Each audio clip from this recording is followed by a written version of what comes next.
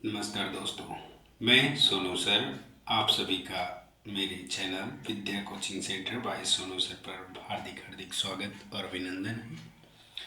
दोस्तों, मैं आज उपस्थित हुआ हूँ एक अच्छी सी स्टोरी लेकर। बोले तो इस स्टोरी में मोटिवेशनल भी है, कुछ खुशी भी है, बहुत सारी सीखने को इस स्टोरी में आपको मिलेगा। तो ध्यान से सुनिएगा। ये स्टोरी एक बच्चे की है जो कि आजमगढ़ जिसका रहने वाला है, यूपी के आजमगढ़ जिले में। बच्चा का नाम बताया जाता है सोनू है। और बच्चा लगभग छोटा सा रहता है तो माँ बाप से सीखा था, माँ बाप से पता चलता है। हालांकि छोटे पे कहाँ याद रहता है बच्चे को। हालांकि माँ बाप से पता चला कि ये बहुत बच्चा शरारती था, काफ़ी शरारती था। इसका पढ़ने में मन नहीं लगता था, बहुत एकदम ही नहीं पढ़ने का मन लगता था। धीरे धीरे वो बच्चा बड़ा होता चला गया और उसको ज़बरदस्ती उसके माँ बाप स्कूल भेजना चाह रहे थे। बहुत मारे और पीटे, फिर भी वही स्कूल नहीं जाना चाह रहा था। ना जाने उसके दिल में क्या ऐसा था कि वो स्कूल जाने की एकदम चाह ही नहीं थी, उसे पढ़ने का मन ही नहीं कर रहा था उसका। अब क्या उसके दिल में था, कैसा था, कोई नहीं जानता। ये बचपन था उसका, तो लगता है कि बचपन है, चलो धीरे धीरे सुधर जाएगा। लेकिन नहीं। आज के मुकाबले अगर हम पेरेंट्स की बात करें तो पेरेंट्स क्या सोचते हैं कि बच्चा हमारा छोटा है और बहुत कमज़ोर है, नहीं पढ़ेगा तो आगे नहीं पढ़ पाएगा। जी नहीं, ऐसा नहीं है। अगर ऐसा होता तो ये जो मैं कहानी बता रहा हूँ, ये लड़का जो कि पढ़ने में एकदम ही मन नहीं लगा रहा था, अभी देखिए क्या हो जाएगा, क्या से हो जाएगा क्या। उसके घर ये लड़का जब छोटा था तो मऊ जिला के चकिया गांव में रहता था। चकिया आपने सुना होगा। तो चकिया गांव में रहता था और ननिहाल में रहता था। हालांकि क्योंकि बचपन में ही आ, बहुत सारी परेशानियों का सामना इसकी माँ को करना पड़ा था। और माँ पालन पोषण लड़की के ननिहाल में हो रहा था। और सोनू का बचपन अगर देखें तो उसके दादा दादी तो थे नहीं, तो बचपन जो है नाना नानी के साथ गुजरा है। तो मैं बताना चाहूँगा कि आपके घर में जो बुज़ुर्ग होते हैं, बड़े एक्सपीरियंस होते हैं, पूरी लाइफ अपने जी लिए होते हैं। तो आज का जो आधुनिक दौर है ये हमें बिगाड़ रहा है। इससे बचने के लिए हम सबसे पहले अपने दादा दादी या जो भी हैं उनकी बातों को सुने और उनसे कुछ प्रेरणा लें और उनके जीवन में क्या हुआ, क्या घटित हुआ ऐसा कि उससे हम कुछ सीख लें, यानी पॉजिटिव बातें सीखें। ये नहीं कि ये बुजुर्ग हैं, ये कुछ नहीं करेंगे। हम नए दौर में चलते हैं, मानता हूँ नया दौर है, नया ज़माना है, चलना चाहिए। बट आप बुजुर्गों को पीछे ना छोड़िए। बुजुर्गी जो होते हैं वो आपके दोस्त होते हैं। उस समय सोनू जो बता रहा हूँ, सोनू राजभर की कहानी है, आई मीन मेरी कहानी है। तो मेरी कहानी ध्यान से सुनिएगा। तो वो लड़का धीरे धीरे बड़ा होता चला गया और उसके ननिहाल में नानी ने उसकी पाल रखी थी बकरी, और बकरियों को चराने चला जाता था। हालांकि धीरे धीरे उम्र 3-4 साल का हो गया था लड़का, बकरी चराने जाता था। माँ एक दिन फिर गुस्सा होती है और उसे बैग लेकर के, और बैग में कुछ था नहीं दोस्तों, पटरी। आपने सुना होगा इस समय स्लेट लकड़ी की मैंने पटरी बनवा रखी थी। माँ बताती है कि माँ मेरे लिए पटरी की लकड़ी का पटरी बनवाया था। उस पटरी को एक अभी झोला आज का नहीं जो आप लोग लेके जाते हो पीछे, झोला नहीं, झोला जो पैंट होता है ना, पैंट को काट कर पैंट का झोला बनाया गया था, उसको टांग देती थी और मारते हुए लेके गई। और मैं बहुत रोया था। माँ बताती है कि इतना रोया तो बहुत रोया था। भाई बचपन था, माँ से सब कुछ सीखा कि बहुत ज़्यादा शैतानी करता था। ऐसे ही एक दिन माँ मेरे को लेके चली गई स्कूल, लेके जाती है और मैम से कहती है मैम ध्यान रखिएगा इसका। मैं स्कूल जाता था। स्कूल कौन सी, आपने सुना होगा आंगनबाड़ी। आंगनबाड़ी में गया और मैं गया तो वहाँ पे आपने सुना होगा सतुआ वतुआ मिलता है। तो मैं सतुआ खाता था, छींटता था, और जो पहले बड़ा बड़ा चाक आता था जो मिट्टी का बना हुआ था आज भी मिट्टी का बनता है, बट आज का चौक और कल के चौक में 1 रुपये का ढेर सारा मिल जाता था। आज से कई साल पुरानी कहानी बता रहा हूँ। और आज भी अभी मऊ जिला पिछड़ा हुआ है, पिछड़ा इलाका है, उतना ग्रोथ अब कर रहा है धीरे धीरे, बट पिछड़ा इलाका अभी भी है, जो चक्कियाँ गांव की स्थिति में बता रहा हूँ। वहाँ पे धीरे धीरे बड़ा होता गया, स्कूल तो गया, ठीक है। और उसके बाद उन्होंने वो लड़का क्या करता है, 2-3 लोग को मित्र बनाता है और वहाँ से कुछ अपने गांव के बच्चों से कहता है कि यार जब छुट्टी होगी तो मेरे को बता देना।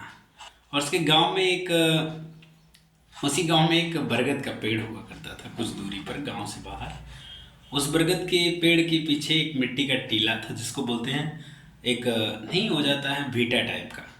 तो उस पे बैठा रहता था बरगद की छाँव में। और मैं बच्चों से बोलता था कि मैं यहीं पे सोऊंगा, तो छुट्टी होगी स्कूल का यार तो बता देना और मेरे को साथ मिल के ले चलना। तो ऐसे ही 3-4 दिन चलता रहा। जब छुट्टी होती थी, मम्मी तो मेरे को घर से भेजती थी पढ़ने के लिए, और मैं जाया करता था उस बरगद के पेड़ के पास, सो जाया करता था। और जब बच्चे आते थे छुट्टी में तो जगह के लेके चले जाते थे। उसके बाद धीरे धीरे ऐसा हुआ क्या, जो मेरे जीवन में बदलाव आया। तो मैंने देखा कि ऐसा हो ही रहा था, मज़ा आ रहा था मेरे को भी, मैं भी सो रहा था, मम्मी बताया करती हैं और बच्चे भी साथ के बताया करते हैं, वहाँ के जो बड़े लोग थे। तो फिर ऐसा हुआ कि मम्मी को एक लड़की मेरे गांव की थी, उसी से मेरी शायद कोई दुश्मनी रही होगी, जाकर मेरी मम्मी को बता दी कि आपका लड़का जो है ना, स्कूल नहीं जाता है, जाता है उस बरगद के पास सो जाता है। एक दिन आप चोरी से जाइए, देखिए वो करता क्या है। अब मेरी माँ क्या करती है कि डंडा उठाती है, चल देती है लेकर के, और चल देती है ना, तो बता रहा हूँ ना, उस बरगद के पास जाती है और बड़ी मार मारती है मेरे को। इतना मार मारती है, फिर मारते मारते स्कूल लेके जाती है और मैम से कहती है, क्या मैम, क्या ये सोनू स्कूल आ रहा था कि नहीं आ रहा था? तो मैम ने कहा, नहीं नहीं, स्कूल कहाँ आ रहा था, ये तो 5 दिन से नहीं आ रहा है। अब मेरी मम्मी को तो और गुस्सा आ रहा था, बहुत गुस्सा आ रहा था, मार रही थी और मैं बहुत रो रहा था, बता नहीं सकता हूँ यार, बहुत रो रहा था उस समय। तो मेरा बाल थोड़ा बड़ा बड़ा था और मैं बहुत क्यूट सा लगता था भाई, सब भी छोटे होते तो अच्छे लगते हैं, सभी बच्चे, चाहे जो जिसके भी बच्चे हो छोटे होते तो बहुत अच्छे लगते हैं। तो उस समय मेरा जो बताया जाता है ना कि बाल का मनौती हुई रहती है, तो मेरा भी मनौती हुई थी बाल का, तो बड़ा बड़ा बाल था। तो मैम ने कहा, आज के बाद जो मैं सोनू तुम्हें गट्टा दूंगी, बिस्कुट दूंगी, सत्तू दूंगी और बहुत सारी चीज़ें दूंगी, तुम स्कूल से नहीं जाओगे ना? तो मैं कहा, मैम मुझे घर जाना है, मुझे पढ़ने का मन नहीं कर रहा है, क्योंकि पढ़ रही रहती थी और मैं जितना चौक मिलता था ना चौक खा जाता था। तो मेरी मैम कहती थी, सोनू चौक क्या होगा? मैम कोई चुरा लिया है, मतलब झूठा लगा देता था, चुरा लिया है कोई। ऐसे तैसे चल रही थी जिंदगी। मैं स्कूल गया, फिर 2 दिन गया और नहीं जाने का मन कर रहा था, नहीं गया। फिर उसके बाद सुबह में ही बकरियां लेकर चराने चला जाता था। बकरियों से इतना ज़्यादा काफ़ी लगाव हो गया था कि मैं अन्य काम मुझे सोचता ही नहीं था, बस बकरियां चराने के अलावा। तो मैं बकरी ऐसे ही चराता था और बकरियों से बहुत लगाव था, पढ़ने का मन था ही नहीं। और मेरे 2-4 दोस्त, लड़के लड़कियां सभी थे साथ में, एक साथ जाते थे हम लोग। और उस समय जानते ही हो ना कि पहले बहुत ज़्यादा सिवान हुआ करता था, आज भी है मेरे ननिहाल में, मऊ जिला में चक्कियाँ। तो बहुत ज़्यादा सिवान हुआ करता था ना, तो वहाँ पे हम लोग जाते थे बकरी चराने। तो सियार, आपने सुना होगा जयकाल, जो सियार होता था, बकरियों को तोड़ना स्टार्ट करते थे सब। हम लोग साथ में अपना जो हॉकी होती थी या लाठी बना के लेते थे, दौड़ा के मारते थे भाई, मज़ा आता था उस समय। और हम लोग का था क्या, सुबह में जाते थे, शाम को आते थे बकरी चरा करके। अब सोचते होगे ना कि दिन भर हम लोग क्या करते थे। यार दिन भर हम लोग क्या करते थे, पेड़ों के छाँव में बकरियों को ले रख लेते थे। और खाने के लिए क्या था, सुबह में कोई रोटी लेके जाता था, कोई अचार लेके जाता था, यदि कुछ नहीं लेके जाते थे हम लोग, तो कहीं किसी का पपीता होता था तो खा लिया करते थे। एक बार ऐसे ही हुआ था ना कि एक जगह मैं पकड़ा गया था, पपीता तोड़ रहा था और पकड़ा गया था। और उसके बाद पपीता तोड़ा भी नहीं, गिरा भी नहीं, बस ढीला मार रहा था, पकड़ा गया था और मार दिया उसने मेरे को। तब मैं कुछ बड़ा हो गया था, तो मार दिया उसने। तो हुआ क्या कि दूसरे दिन मैं गया और देखा कि वहाँ पे कोई नहीं है, तो पपीता के ऊपर चढ़ना स्टार्ट हो गया। मेरे को कहाँ पता कि पपीता का जो पेड़ होता है बहुत मजबूत, मतलब मजबूत नहीं होता है। पेड़ पे चढ़ते चढ़ते भाई क्या हुआ, पेड़ को ही लेके गिर गया, सारा पपीता गिर गया। पपीता बड़े बड़े थे। और सारे दोस्तों को मैंने कहा एक काम करो, कोई शॉल वो लिया है, चद्दर उद्दर लिया है, गमछा उमछा लिया है। तो एक लड़की शॉल ली थी, तो शॉल में सारा पपीता बांध करके हम लोग सिवान में लेके चले गए।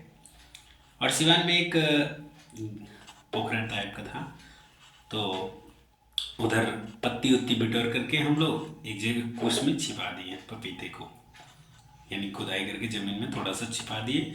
और हम लोग रोज़ जाया करते थे, तो 2-3 दिन में लगभग पपीता हम लोग खा गए। और वह जब पूछने लगा कि तुम लोगों ने चोरी किया पपीता, तो हमने कहा देखे आपने देखा नहीं ना, तब कैसे कह रहे हैं कि हम लोग चुराए हैं, आपने तो मेरे को मारा भी है, तब से तो मैं आपका पपीता छू नहीं रहा हूँ। तो भाई इस तरह से अपनी ज़िंदगी चल रही थी। एक दिन हुआ क्या, मेरी मम्मी को पता लग गया कि आखिरकार ये बकरी चराने में इतना मशहूर। पहले के लोग क्या करते थे, बच्चों को स्कूल नहीं जाने देते थे, बात तो सही है। उसी समय में पला बड़ा हूँ मैं, जिस समय लोग बहुत बच्चों को कम जाया करते थे स्कूल। मेरी माँ ही जो है कि मेरे को मार के स्कूल भेजना चाहती थी। गांव के बहुत सारे बच्चे नहीं जाते थे, थोड़े बहुत जाते थे, तो मेरी मम्मी मेरे को पढ़ाना चाहती थी। धन्यवाद, मैं अपनी मम्मी को बहुत बहुत धन्यवाद करता हूँ कि जैसे तैसे मेरे को पढ़ाने के लिए मजबूर किया। तो हुआ क्या, धीरे धीरे मेरी कहानी आगे बढ़ती गई और मम्मी को पता लग गया कि ये पढ़ने वाला नहीं है, इसकी कमजोरी है बकरी। जब तक बकरी रहेगी तब तक ये पढ़ाई नहीं करेगा। तो ये बात धीरे धीरे मेरी मामा को पता चलती है, छोटे वाले। मेरे 4 मामा थे, और बता रहे ना, चारों मामा बड़े मामा बहुत मारते थे, फिर दौड़ा दौड़ा के मारते थे। अब तो खैर नहीं है बड़े मामा, लेकिन याद आती है उनकी, बहुत बहुत मिस करते हैं। भले मार खाए हैं, लेकिन कुछ अच्छे भी थे कि उन्होंने हमें सही राह दिखाया। भाई साहब, एक दिन ऐसा ही हुआ कि बकरी चरा रहा था, बकरी किसी में पड़ जाती है, किसी के खेत में बोया हुआ था, मेरी बकरी जाके उसमें खाने लगती है। जब खाने लगती है तो उसने क्या किया कि मेरे बकरी को पकड़कर अपने घर पर लेके चला गया। आपने सुना होगा कि जो बड़े बाबू साहब लोग हुआ करते थे पहले, किसी की अगर थोड़ी भी बकरी खा ली ना, तो उठा के लेके चले जाते थे। वैसे ही एक बड़े बाबू साहब थे, मेरी बकरी को उठा के लेके चले गए। मैंने अपने नाना से कहा, नाना मेरी बकरी छुड़ा लो। तो नाना ने कहा मैं नहीं छुड़ाऊंगा।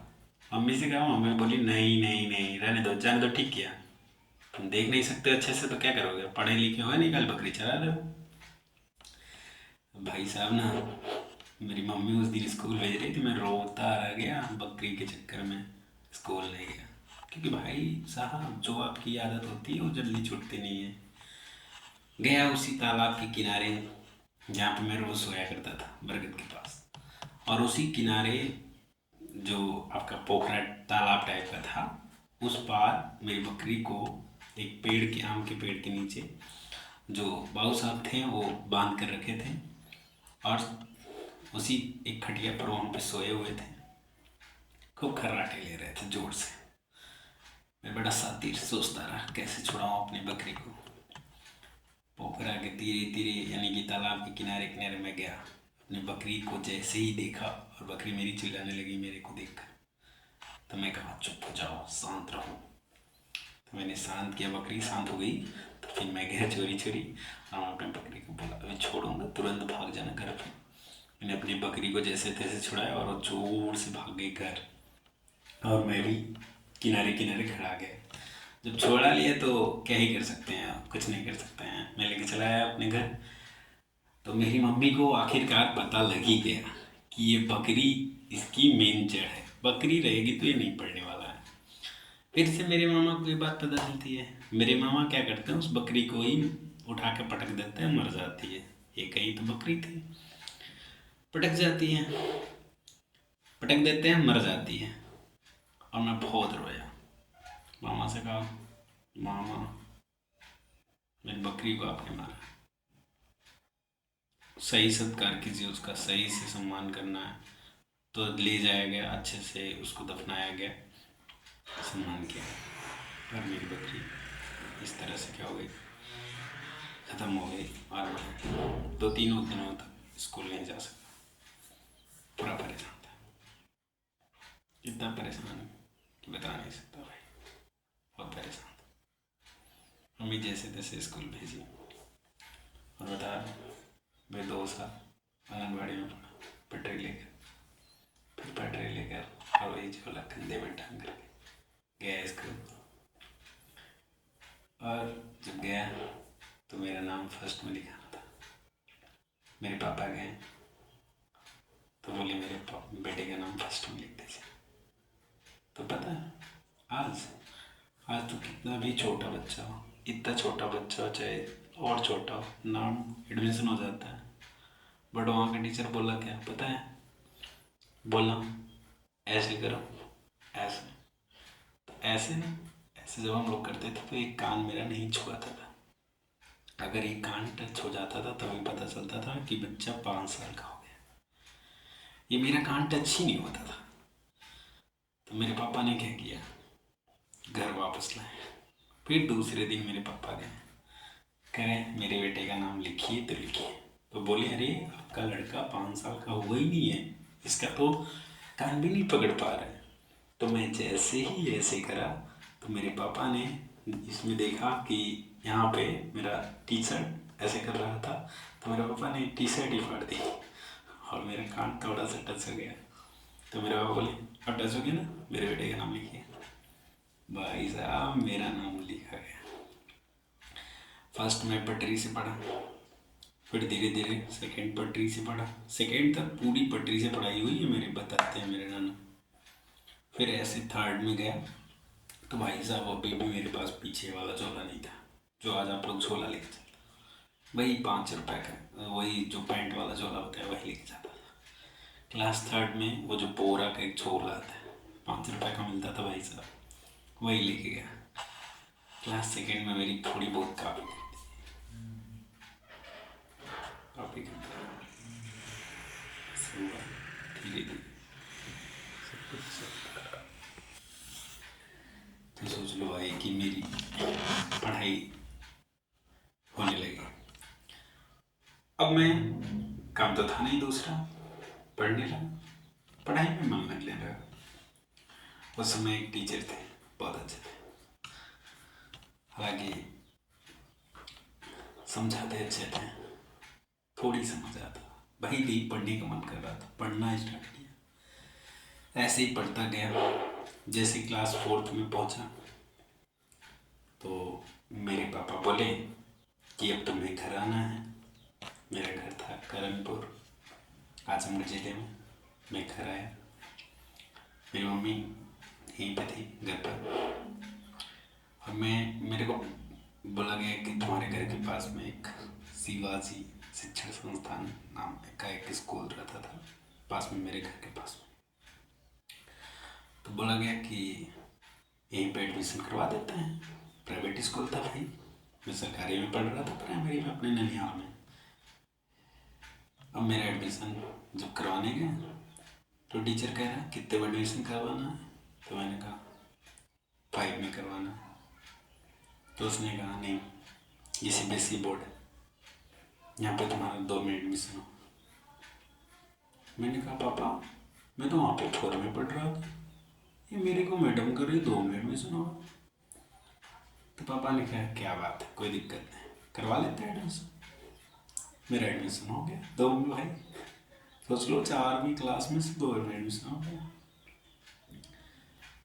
अब भाई उसमें था क्या कि पैर ऐसे करना था, हाथ जोड़ना था, बोलना था मैम, मैम नहीं हुआ करती थी, सॉरी मिस हुआ करती थी, और बोलते थे ऐसे हाथ जोड़ के बोलना रहता था, मैम मैं अंदर आऊँ, कि मैं कम इन मैम, और हाथ जोड़ कर ही जाना रहता था कि मैम मैं बाहर जाऊँ। भाई साहब ना, मेरी वो डायरेक्टली बस सरकारी में पढ़ने वाला बच्चा ये सब सीखा ही नहीं था। मेरे को बड़ा अजीब लगा, फिर भी थोड़ा बहुत करता रहा। भाई साहब मात्र 50 मीटर की दूरी पर मेरा घर था स्कूल से, उससे भी कम रहा हो।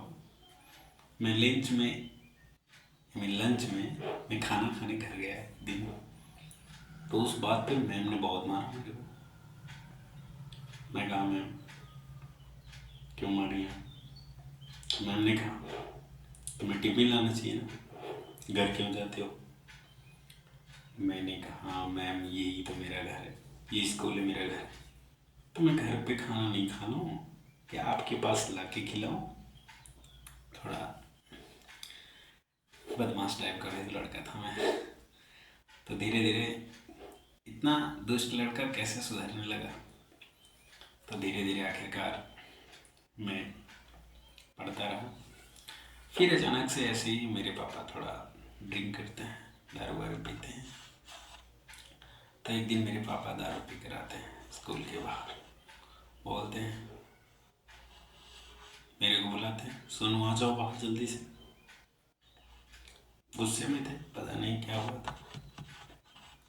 मैं बिना बताए मैम को गलती से चला गया बाहर, और पापा कुछ कह रहे थे तो बात करके पापा चले गए, और मैं भाई साहब फिर से क्लास में आ गया। मिस मेरे को इतना मारी, गुस्से से मैं भी आग बबूला। भाई साहब मैं स्टीक छोड़कर मैम को मार दिया था उस समय, इतना गुस्सा मेरे अंदर था। और मैम को मिस को मार करके मैं घर आ गया। दूसरे दिन मैं स्कूल ही नहीं आया, तीसरे दिन भी नहीं आया। वहाँ के प्रिंसिपल मेरे जो स्कूल के मैनेजर थे मेरे घर गए, बोले सोनू स्कूल क्यों नहीं आ रहे हो? मैंने कहा तो अच्छे टीचर थे, घर पे जा के बच्चों से पूछते थे क्या कर रहे हो, पढ़ाई कर रहे हो कि नहीं, डेली बेसिस पे घर पे चला जाते थे। तो मैंने कहा सर मैं नहीं जाऊँगा। तो फिर कहे ठीक है कुछ नहीं होगा तुम्हें, कोई नहीं मारेगा, चलो। फिर से मैं स्कूल जाना स्टार्ट हो गया। भाई साहब 15 अगस्त आने वाला था, और मेरा भी नाम दर्ज हो गया। गाना वाना मैं गाता था, थोड़ा शायरी वायरी भी बोलता था। तो मेरा नाम यहाँ जो स्पेसी स्कूल था वहाँ पे नाम भी लिखा गया था 15 अगस्त गाना गाने के लिए। और भाई साहब मैं दूसरे दिन ही सरकारी में चला गया पढ़ने, और सरकारी में जाता हूँ तो मेरा एडमिशन 4th में होता है। यानी कि मैं 4th वहाँ पे अपने ननिहाल में आधा छोड़ कर आया था, सोचा 5th में एडमिशन हो जाए, नहीं हुआ, तो फिर से मेरा 4th में एडमिशन हुआ। मैं जाकर सरकारी में 4th में पढ़ने लगा। काफ़ी दूर था स्कूल, बच्चों के साथ जाया करता था। गांव के एक टीचर थे शिक्षा मित्र, उन्होंने ही बताया था कि यहाँ पे पढ़ेगा बच्चा तो ठीक हो जाएगा। इस बेसिक स्कूल वालों को पता था कि सोनू यहाँ भी पढ़ रहा है, बट मैं यहाँ छोड़ दिया था। लेकिन 15 अगस्त को देखो मेरी चालाकी, मैं गया, और सरकारी स्कूल पे तो कुछ होता नहीं, वैसे भी ज़्यादा कुछ, थोड़ी बहुत गाना वाना होता है, फिर लड्डू देकर घर बुला लेते हैं। मैं सरकारी स्कूल से लड्डू लेके घर आ गया, और देखा यहाँ पे मेरे घर के पास ही था स्कूल, तो मैं देखा यहाँ पे प्रोग्राम चल रहा है भाई। फिर देखा 10वें 5वें नंबर पे, 8वें नंबर 10वें नंबर पे गा रहे थे बच्चे, और मेरा भी नाम मिला उसको, मैं पहुँच गया वहाँ पे, और भाई साहब गा दिया गाना। मेरे को कुछ इनाम भी मिल गया, किताब मिले, स्केल मिला और पेन मिला। हालांकि जो इनका स्कूल था वो अब दुनिया में नहीं है, और उनका स्कूल भी बंद हो गया किन्हीं कारणों से। बहुत अच्छा लगा, यहाँ पे मिठाई उठाई पाया और घर चला गया। फिर स्कूल नहीं गया, तो मैनेजर फिर से पहुँचता मेरे घर, फिर कहता है नहीं जाओगे? हम कहे नहीं जाएंगे सर। बता रहे हैं बहुत कोशिश किया, रिक्वेस्ट किया, नहीं गया। अब मेरा ड्रामा सुनो, मैं स्कूल में जा रहा था जहाँ पे सरकारी स्कूल वाले की बात कर रहा हूँ, वहाँ पे मैंने क्या कर दिया, ऐसा क्या कर दिया कि स्कूल में बवाल हो गया। भाई साहब क्लास 4th में था एडमिशन मेरा। आप लोग जानते हैं ना, आज का जो शिक्षा बता रहा है, सभी स्कूल को मैं नहीं कह रहा हूँ, कुछ ही स्कूल को कह रहा हूँ जो बहुत अच्छे हैं, उनकी बातें नहीं कर रहा हूँ। लेकिन हाँ, 100% में से 90% प्राइमरी स्कूल को मैं इसलिए गलत मानता हूँ कि सरकार को कहीं ना कहीं ऐसे नियम लगाने चाहिए। जैसे हम लोग प्राइवेट स्कूल में पढ़ा रहे हैं तो बहुत सारे नियम लगते हैं कि यदि आप नहीं आएंगे तो सैलरी कट जाएगी, अच्छे से बच्चों को नहीं पढ़ाएंगे, अच्छा रिजल्ट नहीं आएगा तो दिक्कत होती है। और सीबीएसई बोर्ड में इसलिए आगे बढ़ रहा है क्योंकि बहुत सारे ऑप्शन है, बहुत सारे बच्चों को विषय पढ़ाए जाते हैं और प्राइमरी में बहुत कम पढ़ाया जाता है, जो कि बच्चा कुछ आगे क्वालिफाई नहीं कर पाएगा। हालांकि प्राइमरी में दोस्तों मैं भी पढ़ा हूँ, मैं नहीं कहता, तब पढ़ाई हो रही थी भाई साहब, लेकिन कुछ हो भी नहीं रही थी। मैंने निहाल में जहाँ पढ़ रहा था वहाँ तो पढ़ाई हो रही थी, लेकिन यहाँ पे उतनी पढ़ाई नहीं हो रही थी। मैं जहाँ घर पे अपने, अगर पता करना है तो करणपुर का जो प्राइमरी स्कूल है आप पता कर सकते हैं, जिला आजमगढ़, यूपी जिला आजमगढ़ प्राइमरी स्कूल था। वहाँ के प्रिंसिपल हैं, आज भी हैं, ऐसे करके ऐसे बैठे रहते हैं भाई साहब। आज भी प्रिंसिपल में गया था, बहुत दिन के बाद पहचान गया था। किस लिए पहचाना तो आज आपको बताता हूँ क्या हुआ था घटना मेरे साथ। जब मैं गया दोस्तों तो वहाँ पे मेरी से बहुत बड़े बड़े बच्चे थे, बच्चियाँ थे, लड़कियाँ थे, पढ़ रहे थे सब। तो वहाँ के जो मेरे गांव के टीचर थे, तो देखिए मैं थोड़ा बहुत पढ़ने उढ़ने में तेज हूँ, क्या ही तेज था, थोड़ा बहुत पढ़ने में था। तो भाई साहब मैं क्या कह रहा हूँ कि अगर सरकारी टीचर पढ़ाने लगे ना तो जितने प्राइवेट स्कूल चल रहे बंद हो जाएंगे। लेकिन क्या, लोग सरकार को गाली देते हैं। भाई सरकार नहीं पागल है, पागल तो हम लोग हैं। पहले खुद को सुधारो ना यार। 20 लोग मिल करके अगर प्राइमरी स्कूल में जाएंगे और जोर देंगे कि टीचरों को पढ़ाने के लिए, तो टीचर खुद पढ़ाएगा। नहीं तो धरने पे बैठ जाइए ना, बोल दीजिए इस टीचर को हटा दीजिए या फिर रिटायर कर दीजिए, फिर देखो उसकी औकात है कि वो नहीं पढ़ाएगा। तो हालांकि मेरी बातों को बहुत सारे टीचर गलत लेंगे, लेकिन यही सही है। सरकार को टीचरों पे पाबंदी लगानी चाहिए ताकि गवर्नमेंट टीचर्स अगर अच्छे होंगे, अच्छी पढ़ाई होगी, तो जाहिर है कि गरीबी दूर हो सकती है। तो देखो हुआ क्या मेरे साथ, मैं थोड़ा तेज था तो मेरे गांव के जो टीचर थे, नाम गणेश राजभर है, तो वह क्या कि ये टीचर 2-4 लोग थे, 5 लोग थे लगभग, एक मैम भी थे। ये लोग बोल दिए सुनो तुम पढ़ाओ। मैं भाई साहब 1 से 5 तक के बच्चों को पढ़ाने लगा। अब पढ़ कहाँ रहा था, तुम लोग को मजाक लग रहा होगा दोस्तों, लेकिन बात रियल है। इस समय तो मैं जान रहा था, 5 तक के बच्चों को पढ़ाता था। अगर नहीं यकीन होगा तो भाई साहब मेरे गांव की जो टीचर अभी भी है, जाके पूछ लेना कि क्या था, सच्चाई वही बताएंगे आपको। तो वही कि जब मैं एक दिन पढ़ा रहा था तो सभी बच्चों को पढ़ा रहा था 5 तक, तो मेरे से टीचरों ने कहा कि सोनू तुमको कल नहीं आना है स्कूल। तो भाई साहब पहले तो मेरे अंदर जिज्ञासा उठी कि कहाँ सब नहीं कह रहे हैं कल आने के लिए, लग रहा है स्कूल में कुछ मिलेगा, इसीलिए सब मेरे को नहीं आने के लिए बोले हैं, बाकी बच्चों को आने के वाले हैं। भाई साहब पहुँच गया, जिस दिनों से बोले थे स्कूल वाले टीचर कि नहीं आना है, बच्चा हो गया। तो सारे टीचर कहे देखना कुछ गया हूँ, क्योंकि बड़ा वो उत्पाती था, जो बात होती थी मैं बोल देता था मुँह पे। बाहर बुलाया गया, अधिकारी आने वाले थे उस दिन, अधिकारी आए सब, और भाई साहब उस दिन भी टीचर भूल गए और मेरे को पढ़ाने के लिए हुए थे। उस दिन बता रहे हैं कुर्सी में बैठा था, अधिकारी सब बाहर आने वाले ही थे, आ गए थे। तो जो मेरे गांव के टीचर है कर हटो, सुनो हटो हटो, मैं कहा नहीं हटूंगा, आज तो मैं बैठूंगा।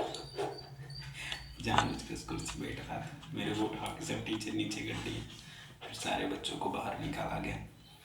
अधिकारी एक एक करके सारे बच्चों से पूछा कि अच्छा ये बताओ बच्चों कि सभी में से इन 1 से 5 तक बच्चा कौन तेज है।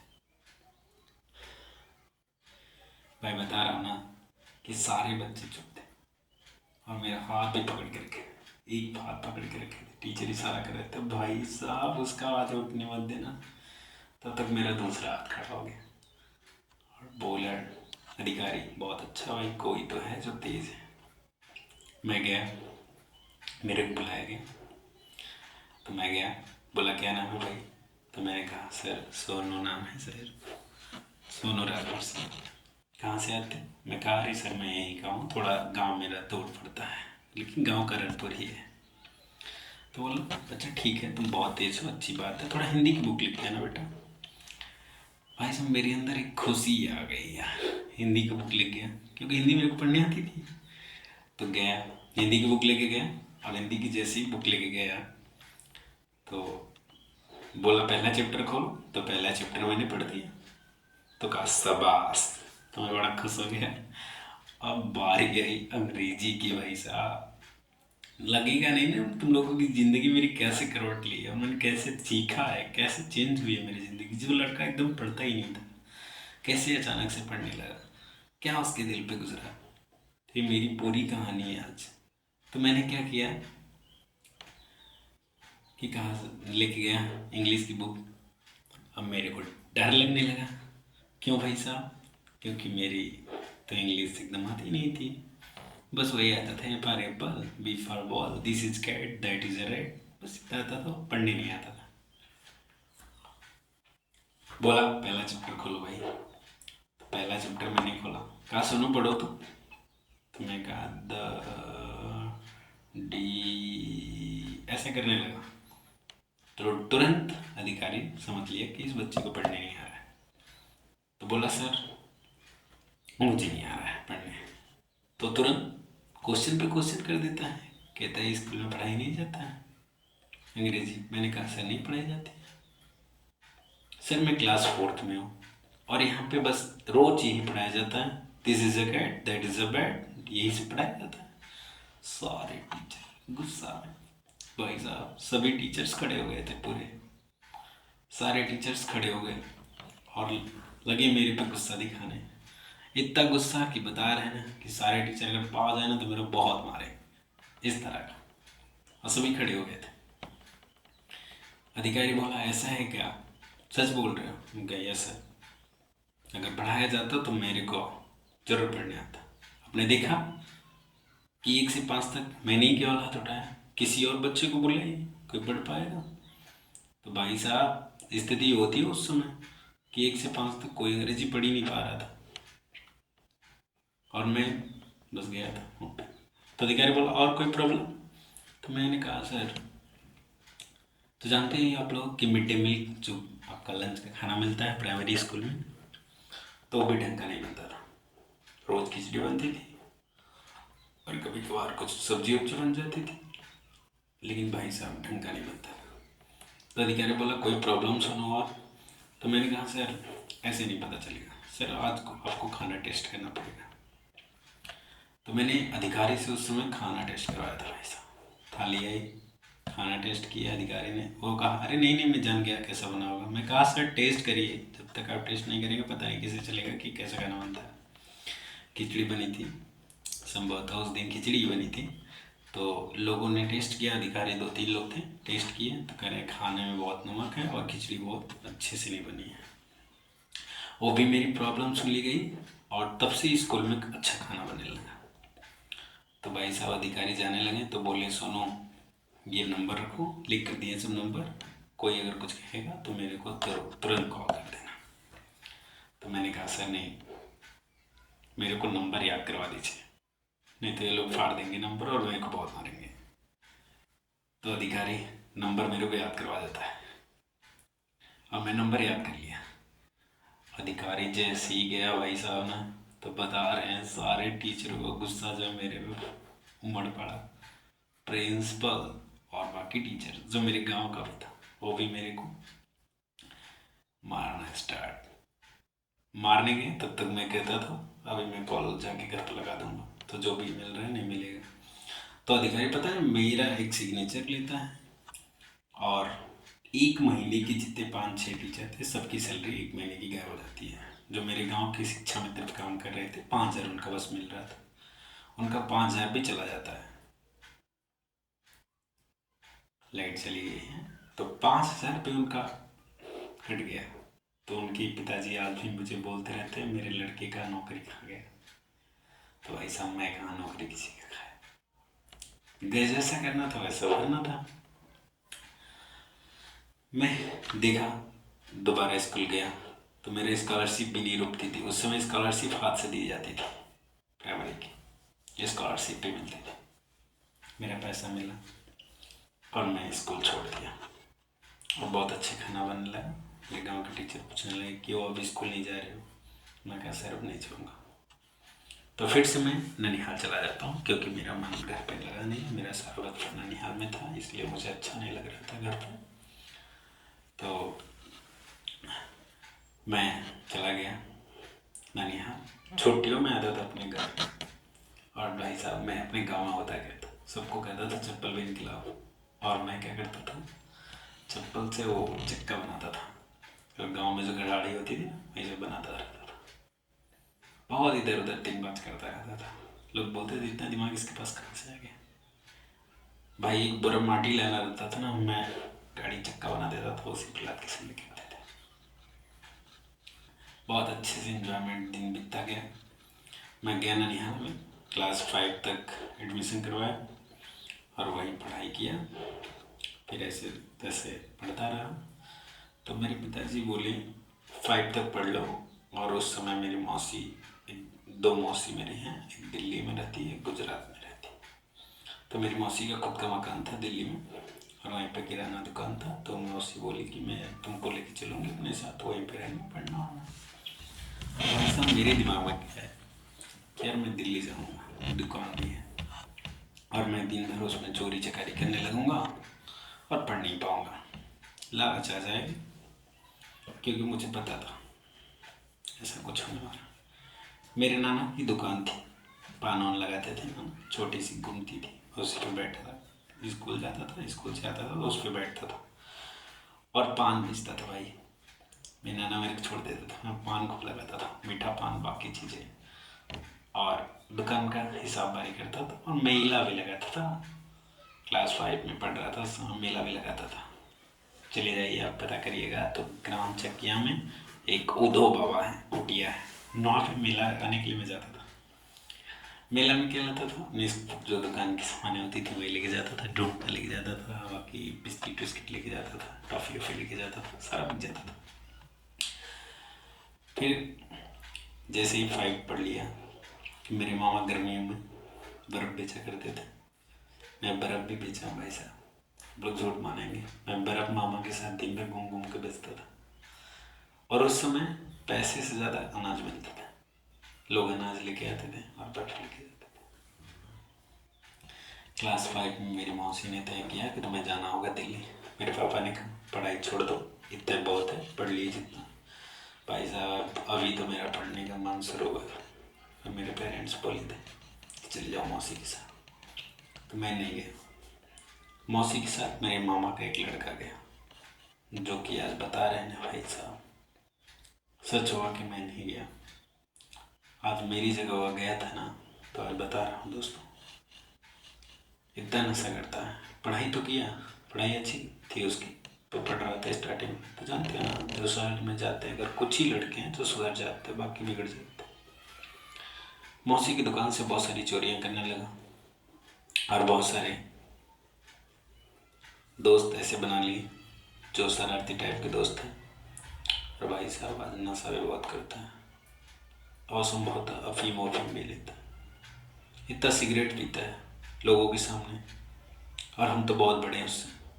फिर भी जाता है तो नमस्ते भी नहीं करता, पैर भी नहीं छूता, और बोलता है क्या हुआ भाई, कैसे हैं आप, ठीक हैं?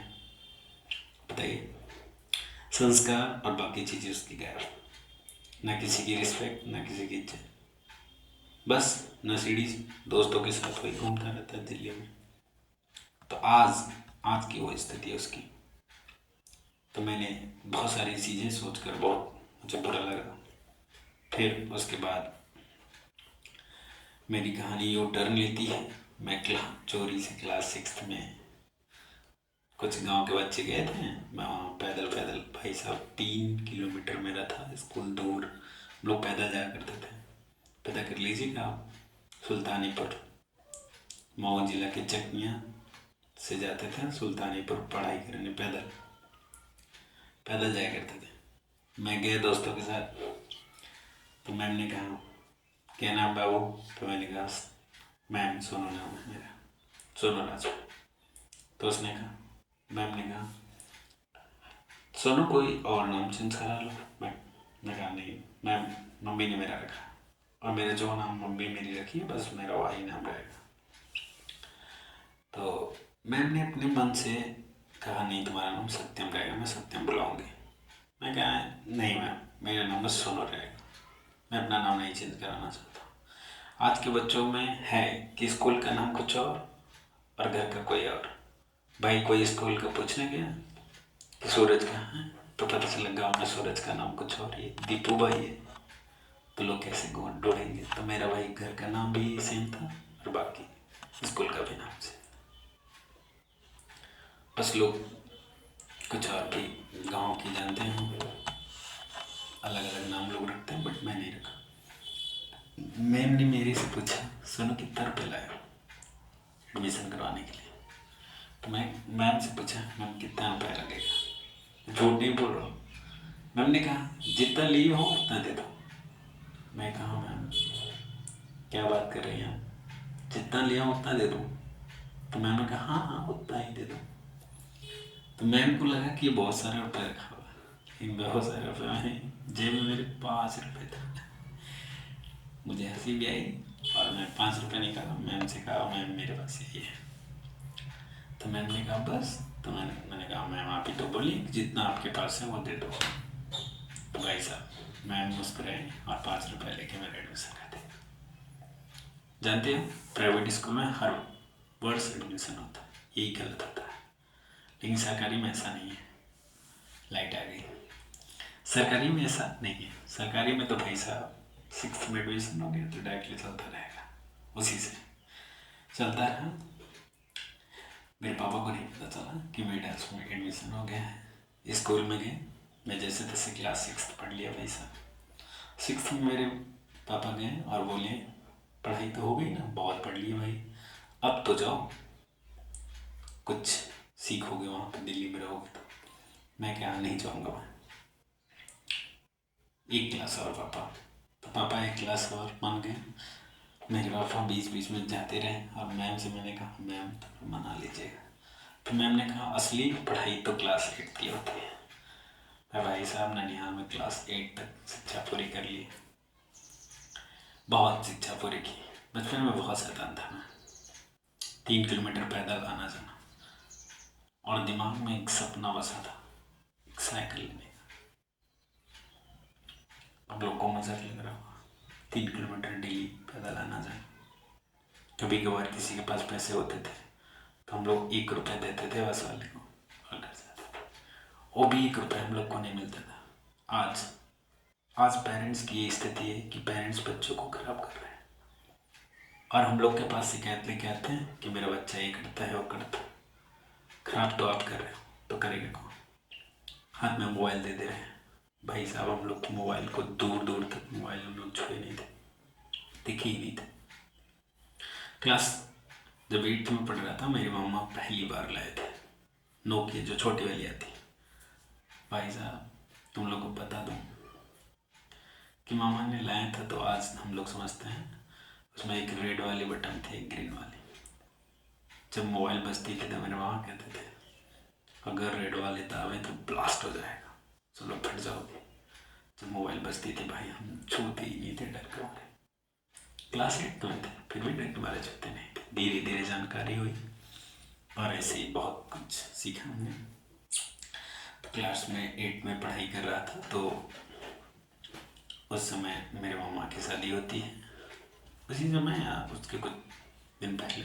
हालांकि वीडियो मेरे पास है, मैं दिखाऊंगा आपको, हो सकता है अगर मिल जाए वो पुरानी वीडियो मेरी। तो मैं अपने मामा के शादी में साल लगाना था और मेरे को ये भी नहीं पता था कि शादी एक ही लड़की से होगी। मेरे माँ बोली कि एक घर में जाएंगे, उसमें से तुम अपने मामी को बीच लेना, कौन सी मामी होगी। ये स्थिति थी। आज तो छोटे बच्चे को जो पूछो वो आ जाता, आपसे ज़्यादा जानकारी नहीं, इसीलिए तो गलत है। माँ बाप अपने बच्चों को बिगाड़ रहे। रोज़ 10 रुपये 20 रुपये देना, जिस दिन बच्चे को नहीं मिलता बोलता है मैं स्कूल नहीं जाऊँगा। सच में नहीं स्कूल आता बच्चा, पेरेंट्स कुछ नहीं कर पाते। तो मेरा रिक्वेस्ट है पेरेंट्स से कि पेरेंट्स अपने बच्चों को संभालें और कम समय और कम पैसे दें और ज़्यादा समय उनके पास साथ बिताएं और मोबाइल से उसे दूर रखें। अब मेरी कहानी यहीं से यू टर्न लेती है। मैं क्लास 8 की मार्कशीट लेता हूँ और घर चले जाता हूँ। प्राइवेट स्कूल था, यूपी बोर्ड से था।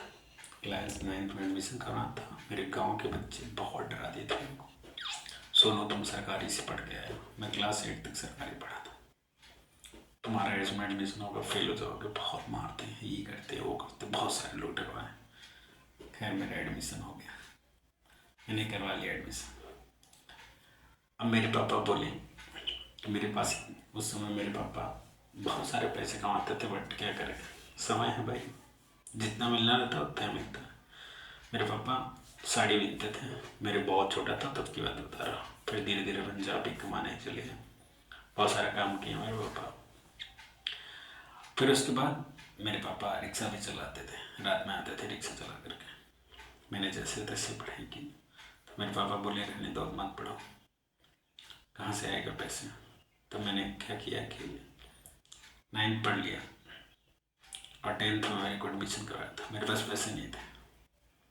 मैंने उसी समय जो मिस्त्री के साथ लेबर मजदूर का काम किया और उस समय दिहाड़ी 150 रुपये थी। आज लगभग 300 या 400 रुपये होगी पर व्यक्ति, तीन दिन एक दिन का। तो मेरी 150 रुपये थी। मैं गया, काम करता था, 2-4 दिन काम करता था, बाकी स्कूल में एडमिशन जैसे भाई साहब क्लास तो बढ़ा, धीरे धीरे पढ़ा, पढ़ने में बहुत मन लग गया था। जैसे ही क्लास 10th पास किया तो मेरे को लगा मुझे घूमना चाहिए। मेरे पापा गुजरात रहते थे, मैं चला गया गुजरात और मौसा जी भी रहते थे छोटे वाले। मैं घूमने गया तो 1 महीना रहना था, 3 महीने की मान लीजिए। जब 10th का पेपर हो जाता तो मैंने कहा ठीक है जाऊँगा यार घर पे। तो वहाँ पे मैं एक फैक्ट्री में काम करने गया, 2-3 जगह गया, एक फैक्ट्री में काम करने लगा और फैक्ट्री में 1 महीने की सैलरी 7,000 रुपये थी। ये मैं 2016 या 17 की बात बता रहा हूँ, 2016 की बात बता रहा हूँ। फैक्ट्री में गया, जिस फैक्ट्री में काम कर रहा था रिजल्ट आने वाला था, तो जो फैक्ट्री का मालिक था उसके बेटा फेल हो गया था। तो उसने बहुत सारा कहा कि इतना बड़ा है, फेल हो गया, ये है वो है। और उस समय मालिक को पता चला कि मेरा भी रिजल्ट आने वाला, मैं भी 10th पढ़ कर आया हूँ। तो बोला सोनू तुम्हारा कितना, तो सोनू मेरा नाम नहीं, वहाँ पे मैं थोड़ा भोजपुरी बोलता था। तो जानते हो बाहर में लोग भोजपुरी बोले थे तो मैं यूपी बिहार की समझता है। तो मुझे सारे लोग वहाँ के बिहारी बुलाते थे, अरे बिहारी बाबू से इधर। तो वहाँ का थोड़ी गुजराती में था तो गुजराती ये बोलता था, सेठ बोलो ओ छोकरा इधर अच्छा, बिहारी इधर अच्छा। तो मैं कहा ठीक है आराम से। तो कहा तुम्हारा भी रिजल्ट आने वाला। हम कहा हाँ सर मेरा भी रिजल्ट आने वाला है सर।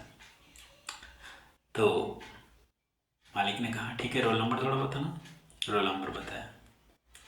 मालिक जैसे ही सुना भाई साहब बहुत खुश हुआ और अपने पैसा दिया, मिठाई बंटवाया, कहा सबको मिठाई बांटो। मैंने मिठाई बांटा और मेरे को कहा अब मैं काम नहीं करना है तो मैं पैसे दे रहा हूँ, जाओ घर जाओ भाई साहब। मैं कहा सेठ जाऊँगा। तो कह रहा नहीं अभी तो जा। 2 महीने रहा, यहाँ वहाँ घूमा मैं। 2 दोस्त मेरे, एक दोस्त था जिसके साथ में फोटो खिंचवाया हूँ, मेरे पास होगा वो फोटो, जिसके 2-3 लड़कियाँ थी, उसकी पत्नी छोड़ दी थी उसको। उसके साथ मैं एक मंदिर गया था और उस मंदिर में उस दोस्त के साथ उसने कहा एक गोदना गोदाने के लिए, हालांकि गोदना नहीं गोदाना चाहिए, मेरे हाथ में यूँ देखेंगे तो दिख नहीं रहा होगा ध्यान से, हाथ में गोदना गोदा गया था। फिर वहाँ से मैं जैसे तैसे आया, कुछ पैसे बचा। भाई जानते जब पैसे आने लगता तो इंसान एक्स्ट्रा काम करने लगता। मैंने पैसे आए तो मौसी के रूम में रहता था, मौसी को बस खाने पैसे दिया करता था। भाई रिश्तेदार हो चाहे कोई, शहर में आपको देना पड़ता यदि आप कमा रहे हैं तो मैं रोज़ 4 बजे उठ करके पानी भर देता था, पानी आता था टाइम से। मेरे मामा का लड़का भी रहता था, वो नहीं सुनता था, मैं काम करता था। मौसा को मेरे काम बहुत पसंद आया था वो चाहते थे कि मैं यहीं पर हूँ, क्योंकि मैं टाइमली पानी भर देता था, तो बाकी सारे जो भी काम करते थे कहते थे मैं कर देता था। मामा का लड़का नहीं सुनता था, जबकि मामा का लड़का मेरे साथ ही रहता था। तो बचपन में मेरा क्या आदत था पता है, जब मैं क्लास 7th 6th में पढ़ रहा था तो उस समय मैं ये भी स्थिति देखा हूँ कि कितना बढ़िया था वो दिन। शाम को मेरी ड्यूटी लगी रहती थी, फेयर जब पूरा करते हैं हम लोग, फेयर लिखता था, तो मेरी मामी कहती थी कि पहले तुम लालटेन का शीशा साफ कर दो। मैं लालटेन की शीशा साफ करता रहता था, रोज मेरा काम था दिया जलाना। और दिन डूबने से, जैसे ही डूबने वाला होता था दिन, तुरंत दिया जलाना होता था, नहीं तो मेरे नाना बहुत गुस्सा करते थे मेरे को। और वो चीज़ मुझे बहुत ज़्यादा याद आती है कि महिलाएं झूला झूलती थी तो गीत गाती थी, रात में कजरी गाते थे, और जाता था मेरे नानी के घर, जाता पे हम लोग आटा पीसते थे, मैं भी पीसा, गीत गाया करती थी महिलाएं। फिर उसके बाद ओखल होता था, जिसमें हम लोग रोज के चावल कूट करके ताज़ा चावल बनाते थे। लेकिन आज इंसान जैसे जैसे काम कम कर रहा है, वैसे वैसे बीमारी से ग्रसित हो रहा है। इतना आराम पाने के बाद भी इंसान आराम ही चाह रहा है। तो बताइए, आराम चाहेंगे तो आपको बीमारी क्यों नहीं होगी? तो पहले लोग ताज़ा हुआ करते थे क्योंकि काम करते थे। क्योंकि मैं उस स्थिति में बड़ा बड़ा हूँ, मैं जानता था। मेरे नाना के 2 बैल थे, बैल चलाते थे, हल जोतते थे, मैं भी साथ में जाता था।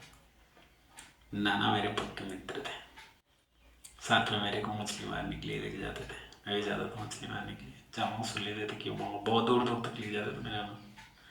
मेरा नाना उस समय सरपंच जो गांव का हुआ करता था, मेरे नाना सरपंच भी थे। 52 गांव का सरपंच चलता था, तो 52 गांव में आता था, नाता इनविटेशन आता था, तो जाते थे हम लोग।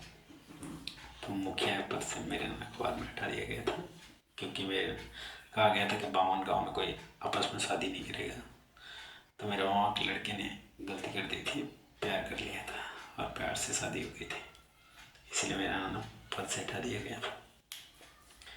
मेरी पढ़ाई जैसे तैसे जारी रही। बीच में मेरे को शरीर में एक फोड़ा हुआ था बहुत बड़ा, उसका ऑपरेशन हो। मैं बहुत काम किया, नहीं पढ़ पाया, क्लास डेली नहीं जा पाया, इसलिए मैं बहुत कमज़ोर हो गया पढ़ने में। और क्लास 12th में वही मेरा ऑपरेशन हुआ था, और वो बीच में नेटवर्किंग में भी मैं फंस गया था। नेटवर्किंग के चक्कर में मेरी पूरी पढ़ाई नुकसान हो गई थी। तुम लोग को चोट लग रहा होगा, लेकिन बेटा नहीं, मेरी हकीकत है। मैंने नेटवर्किंग 1 साल मेरा बर्बाद हो गया। मेरे घर के बगल का लड़का था, वही मेरे को फंसा दिया। लेकिन मैं नेटवर्किंग में किया क्या, मैंने कंप्यूटर उसमें सीखना था, मैंने सीख लिया, फ़ायदा उठा लिया। 15,000 लगा था, मेरे माँ बाप ने इधर उधर से पैसे कहाँ से लगाए थे, वही सोच कर आज बहुत दुख होता है हमारे। फिर उसके बाद जा रहे थे हम लोग ट्रेन से, तो जो नेटवर्किंग करने वाली मैम थी, तो उन्होंने कहा आज रात में हम लोग ट्रेन से जाएंगे। कहें ठीक है। आजमगढ़ हम लोग गए ट्रेन में बैठने के लिए। तो 2 दोस्त थे मेरे, एक का नाम प्रभास था, हम दोनों हंस रहे थे, कह रहे थे अब लोग हम लोग एयरप्लेन से जाएंगे। तुम लोग को भाई मस्ती सोच रही थी। और मैम क्या बोली कि बिना टिकट के जाने हैं। तो रात को 10 बजे था, मैम तो आगे डब्बे में बैठ गई, हम लोग पीछे बैठ गए, 4-5 लोग थे, बैठ गए और चले गए। यहाँ से तो चले गए, सागंज रात में उतर जाते हैं 12-1 बजे। सुबह की ट्रेन थी 5 बजे की। मैंने सभी दोस्तों से कहा भाई टिकट कटवा लेना। तो दोस्त टिकट कटवाने एक लड़के को हम लोग भेज दिए थे, तब तक ट्रेन चल पड़ी। मैम तो अच्छे खासे बैठी थी आगे, ट्रेन में छूट गई और दोस्त मेरा पीछे रह गया। हम लोग भाई उस समय कहा जाता ना, जो चेन खींचा जाता है ट्रेन में, बहुत खींचे, लेकिन ट्रेन में चैन कुछ नहीं हुआ, रुकी ही नहीं ट्रेन। 10-20 किलोमीटर दूर हो गई थी ट्रेन, गई चलती रही। सुबह हुआ 6 बजे तक गोमती नगर में ट्रेन रुकी, चारों तरफ से छींक लिए सब टीटी वाले। हम लोग पकड़े गए और वहाँ बैठा दिया गया, और हम लोगों पर चार्ज लग गया। उस समय भाई साहब बहुत परेशान थे हम लोग। हमारे गांव के लड़के थे और बाकी जगहों के थे। उस समय हम लोग कॉल किए थे भाई साहब हमारे गांव के एक राम दुलारे राजभर, उस समय मंत्री थे। आप आपको पता ही होगा, सपा अखिलेश भैया की पार्टी से थे। तो उस समय उन्होंने अखिलेश जी को कॉल लगाया। अखिलेश जी बहुत बिजी थे, मीटिंग में थे। फिर बाद में उन्होंने कॉल किया, जब हमारी पूरी सुनवाई हुई तो बात हुई, तो बोले कि दो फोन। तो वहाँ का दरोगा एक था, कॉल लिया और कह रहे कौन बात कर रहे हैं। तो फिर बात किया, अरे साहब। तो बोले कि आजमगढ़ के बच्चों को कुछ होना नहीं चाहिए। तो जैसे तैसे हम लोग वहाँ पे थे। भाई साहब 8 घंटे एक कमरे में बंद थे। उस कमरे में कुछ नहीं था, बाकी बच्चे डरे हुए थे, हम लोग भी डरे थे। लेकिन कहीं ना कहीं पता था कि जब भी पुलिस पकड़ती है तो 24 घंटे के अंदर अंदर में हम लोग के थाने पे छोड़ देगी। ले जाने और ले आने का समय छोड़ कर 24 घंटे के अंदर अंदर में अपना थाने पे छोड़ देगी। लेकिन फिर भी शाम को छूटे हम लोग पैदल, भाई गोमती नगर से हम लोग लखनऊ चारबाग तक पहुँचे। पैदल गए, पाँव में छाले पड़ गए थे। ट्रेन में जैसे तैसे हम लोग बैठे, और ट्रेन में बैठने से पहले हम लोग वहाँ पे पैसा मांगा। 1307 रुपये फाइन मेरी लगी थी। उसमें मैं 18 साल का नहीं हुआ था, 2 महीने बाकी थे। फिर मैं लगा दिया था। मैं कहा दो, तो मैंने कहा साहब नहीं पैसे हैं। तो मेरे जेब में 200 रुपये था, सारा सब पैसे ले लिए। तो मैं कहा साहब घर कैसे आऊँगा। तो उस समय हमारे हाथों पे यहाँ पे मोहर मारी गई थी। बोला गया था कि ये मोहर जब तक नहीं मिटेगी तब तक पूरे भारत में आप लोग घूम सकते किसी ट्रेन में। हम लोग तुरंत गए, तुरंत टिकट करता है और कहता टिकट दिखाओ। तो हम लोग कहें देखिए साहब। तो बोली कब पकड़ेगा। हमने कहा कुछ देर बाद। तो बैठ के चले। भाई साहब उस समय पराठा में घर से ले गया था, बासी हो गया था, पूरा खराब हो गया था, सारे बच्चे भूखे थे। तो मैं खिड़की से वही पराठे फेंकने वाला था। फिर लोग सब बोले क्या लियो। तो मैं कहा पराठा। सब छीन छीन कर खा गया भाई, ये होती है। तो जैसे तैसे हम लोग अपने आजमगढ़ पहुँचे, और आजमगढ़ पहुँचे तो यहाँ से भी अब पैर में छाले पड़े थे, पैदल तो जा नहीं सकते थे घर। फिर एक ऑटो वालों को जैसे तैसे मनाया कि भैया ये मोबाइल रख लीजिए और हम लोग को घर छोड़िए, हम लोग वहाँ से पैसे दिलवा देंगे। तो ऑटो वाला मान ही नहीं रहा था। फिर हम लोगों ने अपना मोबाइल दिया, कहाँ चलिए भैया हम लोग मंगवा देते हैं। तो घर पे सब रोड पे पहुँचे, पैसे मंगवाए। तो पैसे दिए घर वाले, किसी को पता नहीं था। बाद में उन्होंने कहा बहुत भूख लगी थी। तो बाद में घर वालों को सारी कहानी पता चलती है। तो ये था मेरा बीच में डिस्टर्बेंस। इसी कारण मैं 12th में फेल हो गया। फेल क्या हो गया भाई, पास हुआ लेकिन बहुत कम नंबर से। 500 में 240 मेरे नंबर आए, 48%। मैंने स्कूल में टीचर से कहा सर एडमिशन आगे का करवाऊँ कि क्या। तो बोले बीए में एडमिशन हो जाएगा तो ठीक है, नहीं होगा तो फिर इंटर करना पड़ेगा। तो मैं कहा ठीक है सर। तो मैं गया बीए में, फिर एडमिशन हो गया, बीए कर लिया। भाई साहब वो लड़का जो कुछ नहीं कर पा रहा था, अपने कमाई से बीए किया। जब बीए में मैं पढ़ रहा था तो उस समय मैं एक स्कूल में पढ़ाने लगा। मेरे अंदर से अजीब सा कुछ जगह, मैं रोज काम करता था, काम करते करते थक जाता था। तो मैं सोचा ऐसा उपाय लगाऊं कि जिससे कुछ पैसे भी आ जाए, पढ़ाई भी कर लूँ। तो गांव में कुछ बच्चों को मैंने फ्री पढ़ाना स्टार्ट किया। धीरे धीरे पढ़ाते पढ़ाते मैं थोड़ा सीखा, बहुत कुछ सीखा। और मुझे ऐसा नहीं कि नेटवर्किंग से सीखने मिले, नेटवर्किंग को मैं थैंक यू बोलता हूँ, क्योंकि बहुत सारी चीज़ें वहाँ से भी सीखने को मिली। लोगों से बात करने का तरीका, बाकी चीज़ें, समाज में कैसे रहना है, क्या करना है, क्या सोचना है, बहुत सारी चीज़ें मिली।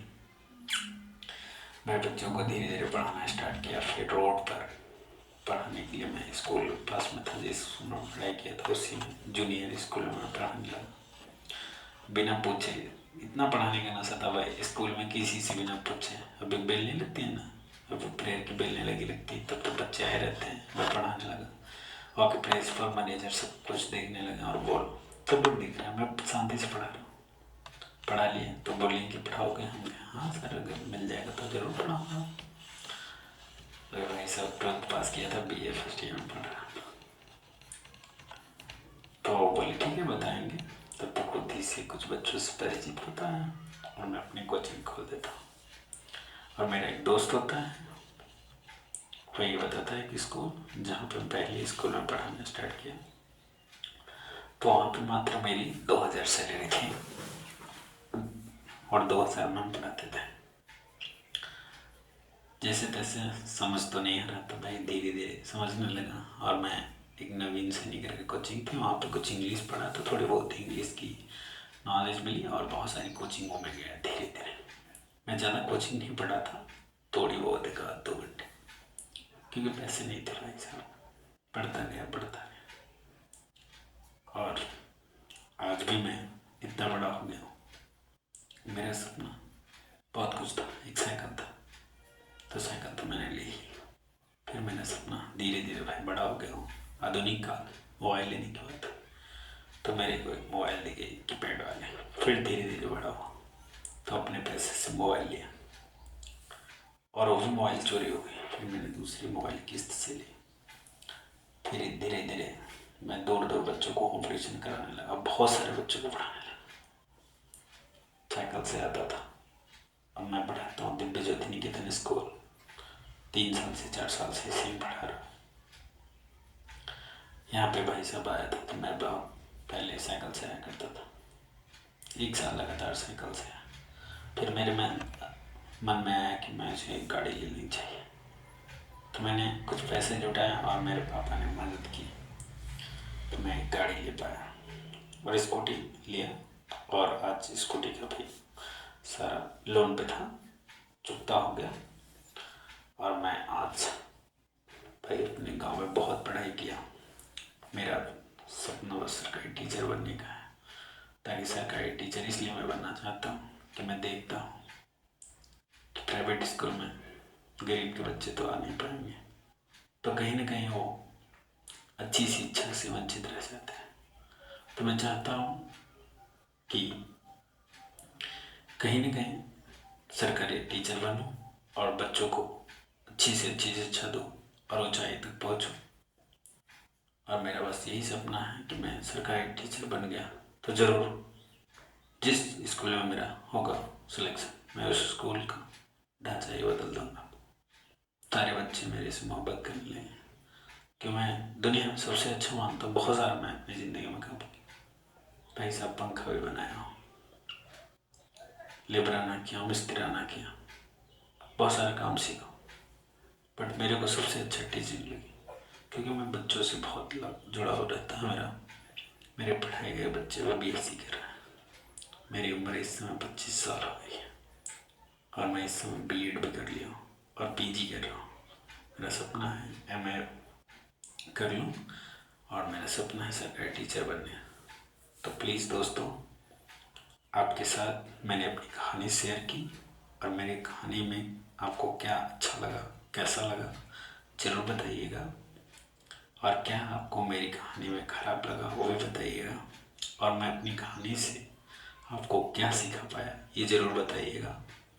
और मैं सभी पेरेंट्स से रिक्वेस्ट करूँगा कि अपने बच्चों को कम सुविधा दें, ज़्यादा उन्हें पैसे न दें और ज़्यादा उन्हें मोबाइल न चलाने दें। ज़्यादा से ज़्यादा अपने बच्चों के साथ समय बिताएं।